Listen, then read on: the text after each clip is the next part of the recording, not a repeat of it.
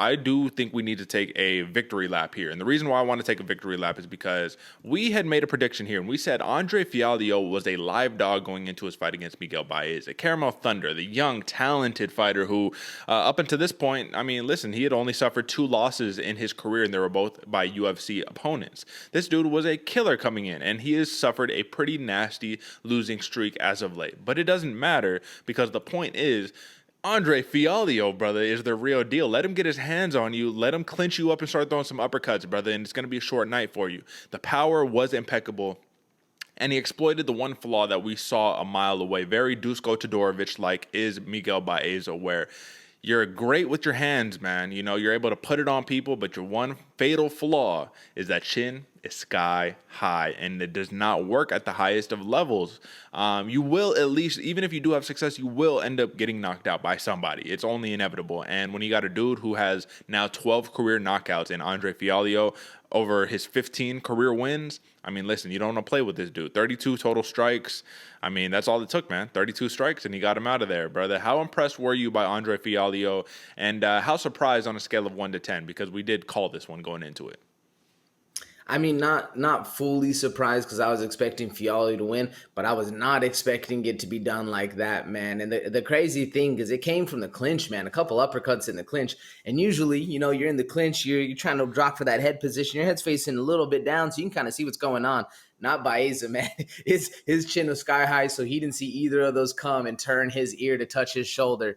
Man, very impressed by Fialho, but not too surprised, man. This is kind of what I was expecting. This dude has crazy, crazy power, and if you're willing to play that game of I'm going to eat one so I can give one back with Fialho, you're in for a very short game. Yeah, absolutely. So my question is, how impressive is it now seeing that Michel Prieto was able to take a lot of those shots by Fialho on the chin and keep it pushing? Now, granted, it was a very short notice fight, so he didn't get a full training camp.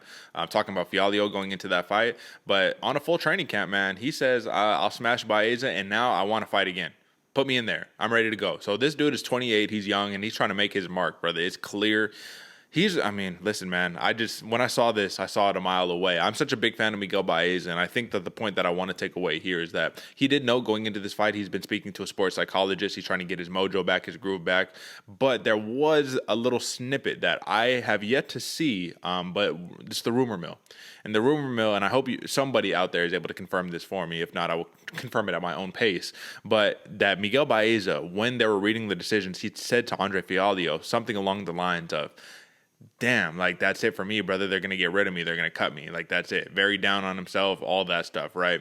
And I'm not sure if that's confirmed, but this also goes hand in hand with rumors that were saying that along his success as a prospect coming into the UFC, he was always very, how would you say, self-deprecating to a degree, had imposter syndrome almost, where you say, more or less, I don't deserve to be here. Something bad is inevitable. Something bad is going to happen to me. Like how some of these young rappers who are predicting, it's almost a premonition that they're going to die young, and then they end up dying young. It's like you willed it into fruition. You manifested a negative energy. Just give me your take on this before we move on. I don't want to make too much of it, brother, but I do think it was something that was interesting to talk about, not for that fight, but for Miguel Baeza in his loss to Andre Fialho. What do you think?